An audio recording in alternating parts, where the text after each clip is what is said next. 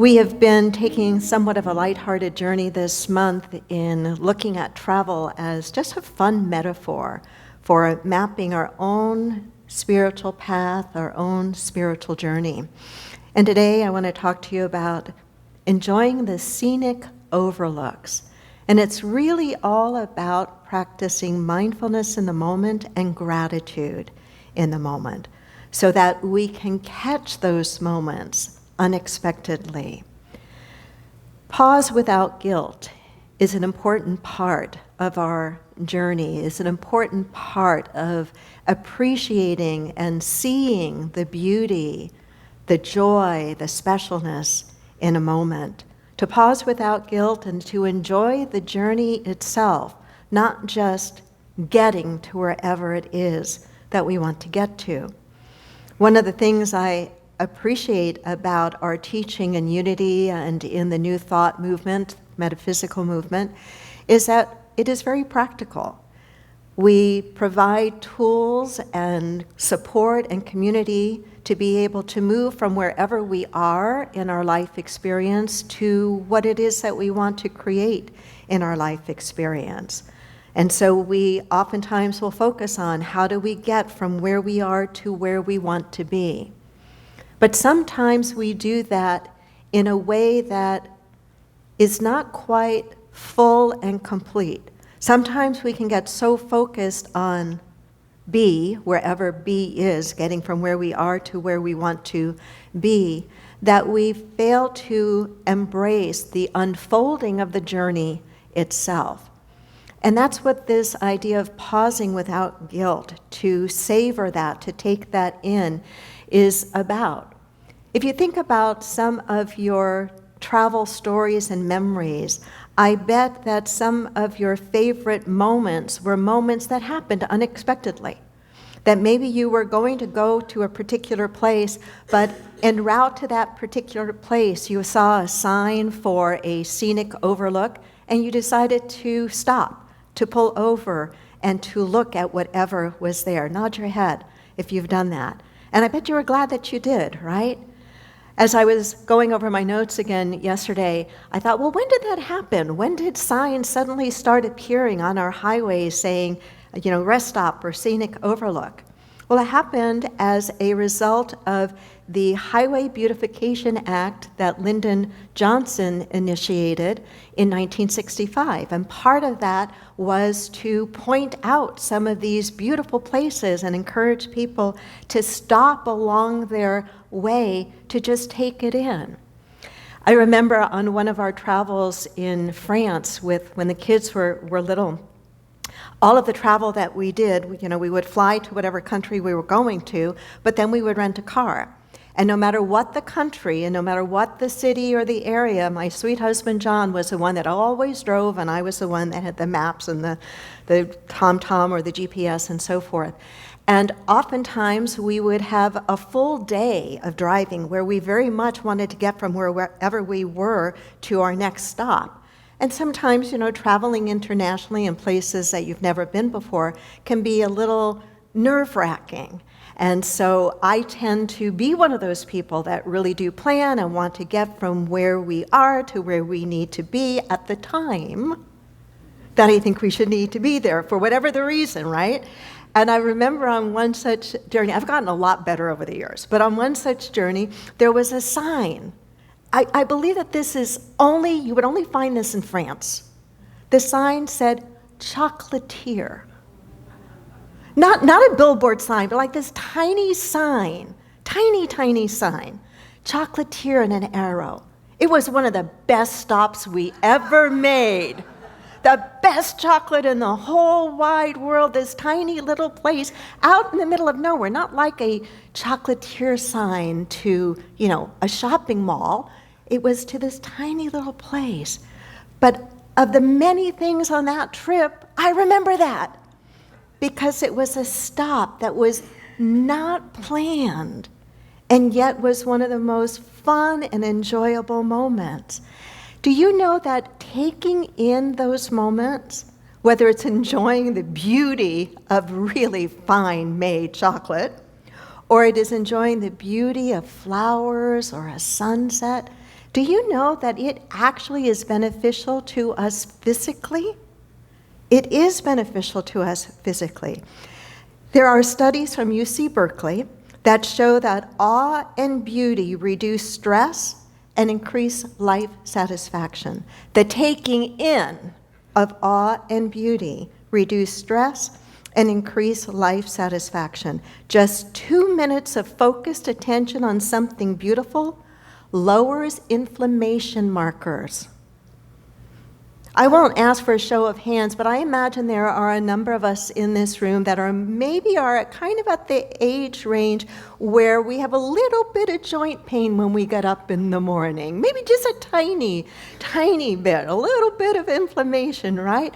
What if, in addition to whatever else we're doing, we said, every day I'm actually going to pause to take in some beauty and really pay attention to it.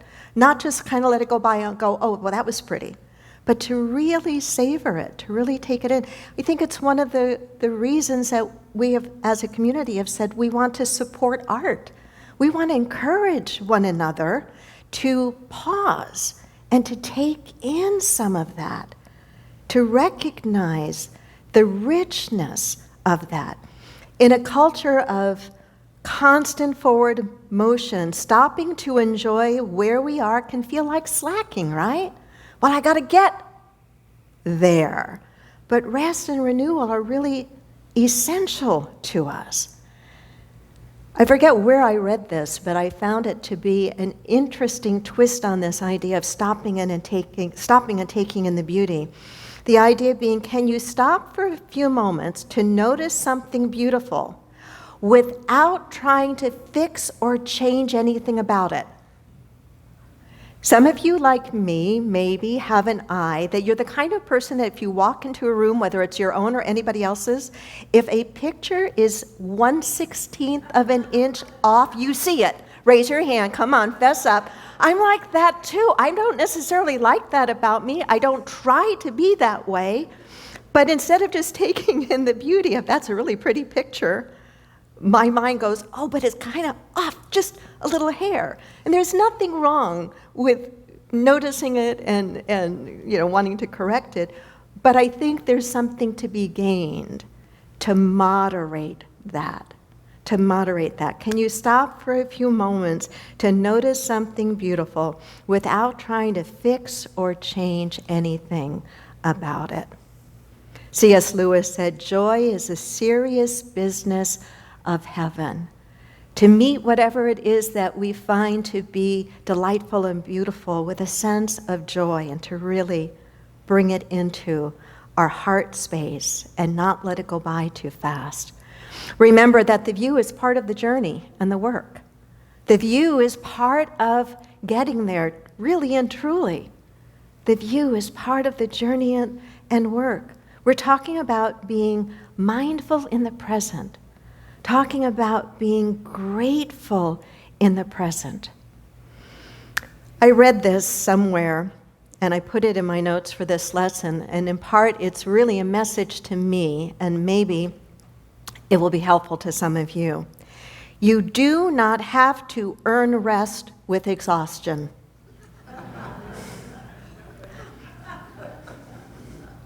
Why are you laughing? Because we resonate with it, don't we? You do not have to earn rest with exhaustion. I do think there are countries and cultures that do this better than we tend to in our country and culture. In part, I think that's why in France they would not give a second thought to having a tiny little sign saying chocolatier, expecting people to stop and just get off the treadmill and enjoy that, right? Or why in other cultures and countries they relax into their lunchtime or a siesta time to just realize you don't have to earn rest with exhaustion. You're allowed to enjoy even if you're not there yet. Even if you're not there yet. One of my favorite pieces of wisdom from the Tao Te Ching kind of touches upon this. It is, do you have the patience? And a lot of times I say, no, Wendy, you don't. Do you have the patience To wait until your mud settles and the water is clear. Can you remain unmoving till the right action arises by itself? Some of you are shaking your head too. It's hard, isn't it? Can you remain unmoving until the right action arises by itself? If we really trust in the presence and the power of God or the divine, the infinite, then why wouldn't we be able to rest and let the mud settle until the right action arises? It's pretty hard to see anything in mud, right? But it's really easy to see things in clear water. So remember that the view is part of the journey, is part of the work. We don't have to earn rest with exhaustion. As I was working on this piece, I was thinking about one of the most powerful visual moments in my life personally happened in about 2014. We were on another Travel with a Purpose trip in our community, and our family decided to do the Inca Trail before our actual trip began. And so John, myself, our son, and our daughter had signed up to take this 4-day camping hike. I am not a camper. And now I never have to do it again. Excuse me, to do the Inca Trail into Machu Picchu. It is an amazingly beautiful and powerful, but very arduous journey, very arduous trek. And there is a view at the top of what is called Dead Woman Summit. They call it Dead Woman Summit, we thought, for a reason. Have any of you done the Inca Trail? Hiked the Inca Trail? Did you, Sandy? Did you do the 4-day hike? Okay, then you know what I'm talking about with Dead Woman Summit. They named it that because in the Quechua language, I can't pronounce what Dead Woman Summit is in Quechua, but the reason they named it that is the part of the mountain looks like a woman lying in repose. Okay, but Dead Woman Summit comes at I think it's the end of day number 2 in the typical 4-day hike, and it is at 13,780 feet above sea level. So it is high. That's part of the reason that they tell you every 10 to 15 steps to take breaths in and out. And all you want to do, and that's not getting you to Machu Picchu. You still have another full day and night and next morning before you get to the Sun Gate. But man, is it worth it along the way when you stop at that point, not just from the physical effort of hiking up that trail. It's a very steep, very arduous hike.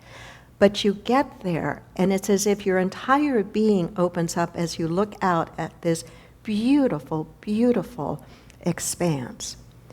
I think we need to savor experiences in our life that allow us to journey toward what we want, but also to pause along the way to allow ourselves to just open up and take in either the sight before us that is beautiful or the tremendous feeling of accomplishment that we've made along the way. Any of you who have ever done any long distance running, half marathons, full marathons, or beyond that, I've only done a half marathon. But I know that one of the things that they do along the way of all of these organized runs is they have people and mile markers along the way to help you stay what? Motivated. That, okay, I'm going to break down this 26 miles or this 13 point whatever it is miles, 1 mile at a time. 1 mile. And I'm going to savor that experience. So you don't have to earn rest just with exhaustion. You can stop along the way and take that in no matter what journey you are on. Another idea that I think is helpful is this idea of wonder. Say the word with me. Wonder. Let wonder do the heavy lifting. Take that in for a moment. Let wonder do the heavy lifting. Wonder. When you're in a state of wonder, a state of awe, would you not say that that is a state of openness and receptivity? Right? We're not closed down when we're in a state of wonder. When we're in a state of wonder, there's a childlike curiosity. There's an openness. There's a receptivity. There's a good vulnerability. There is the appreciation of something new, something unexpected, something potentially life-changing and joyful.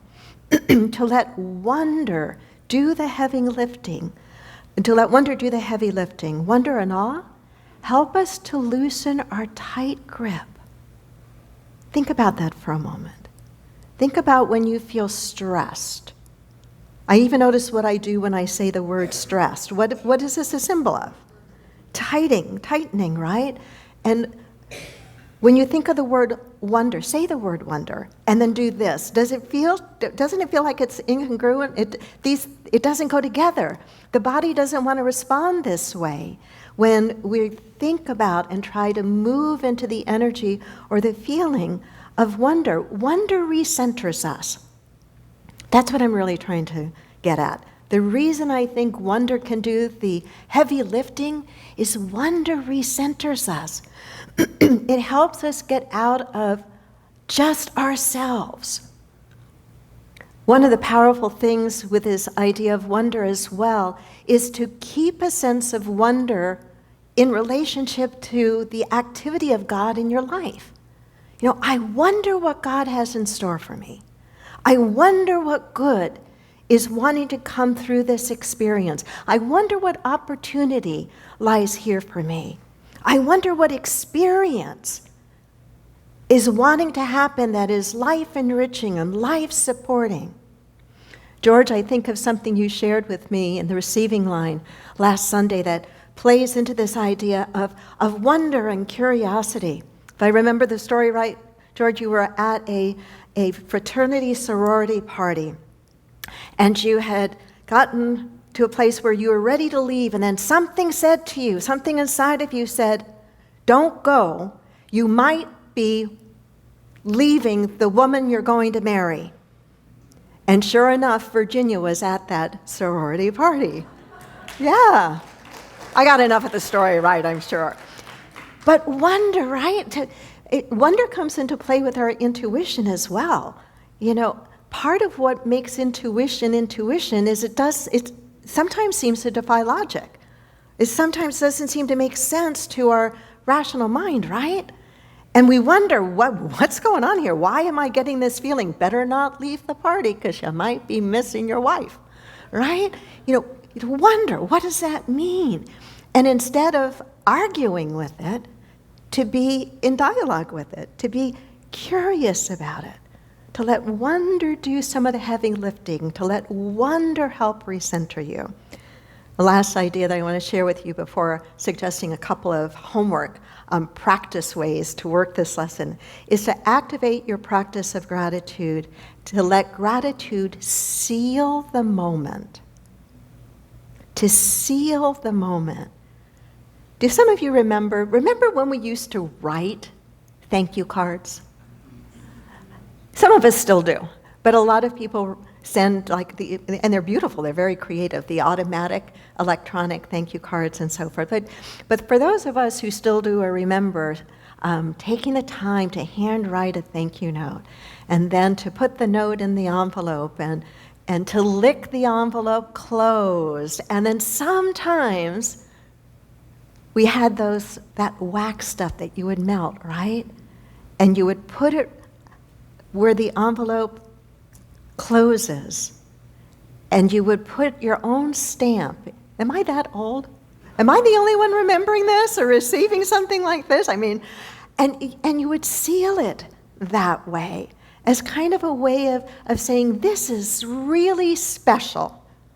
You know, now, I remember when I was buying, Mother's Day cards and Father's Day cards this year, and I was in Hallmark, and I'm a sucker when I'm in these card stores because I've got wonderful parents and husband and family, and so, it's not unusual to see me grabbing 5, 6 cards, then, tears in my eyes. And they always ask when you leave, do you want one of those seals? It's the same thing. It's kind of a way of saying this is special. And I think gratitude is a way that we seal a beautiful moment by really acknowledging this was special. I'm not going to let this go by. There is a scripture verse about gratitude that is so much at the heart of our practice in unity and metaphysics, and it is the practice, or the verse that says, give thanks in all circumstances. Give thanks in all circumstances. I'm so grateful for the word in, and that it's not the word for. Turn it over in your mind. Give thanks in all circumstances. Give thanks for all circumstances. There are things that it's really hard to give thanks for, right? Are you thankful for war? I don't think so. Are you thankful for the harm that people can still do to one another? No, I don't think any of us are thankful for that. But we can be thankful in the moment for the potential for good to emerge. We can be thankful in every single experience for something to be learned, for something to be healed, for some good to come forth. So activating our practice of gratitude, sealing the moments, those scenic overlook moments, if you will, with the feeling of gratitude. So here are 2 very quick ideas. Take a daily scenic pause. Take a daily scenic pause. It might be you go walk your neighborhood, or just go out your front door and look at a flower and look at it for 5 minutes and take it in. What was the research showing from UC Berkeley? That just 2 minutes can lower our levels of inflammation. So a daily 5-minute scenic pause. You could do that today before you leave. There are beautiful pieces of art back there. To take those in with a daily 5-minute scenic pause. To build into practice the taking in of beauty. Just like many of us in this room and online have gratitude as a daily practice, have taking in beauty as a daily practice. And then each day name one scenic overlook moment and what it taught you. To name it, what did it teach you? What did it teach you? Did it maybe teach you perspective in the middle of a really difficult situation that you're going through? That even in the middle of that difficulty or that pain or that confusion or that worry or that fear also lives the opportunity to see something beautiful and to let that beauty lift your spirits. Namaste.